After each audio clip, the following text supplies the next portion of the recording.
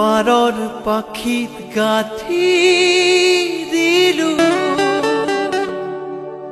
ফুলাম চিঠি খনি জনাও বুলি জগতখন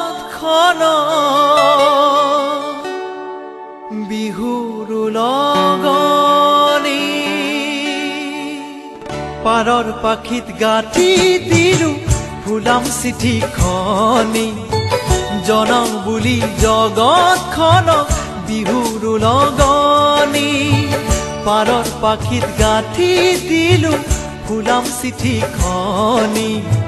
জনাও বুলি জগতখন বিহুৰ লগনি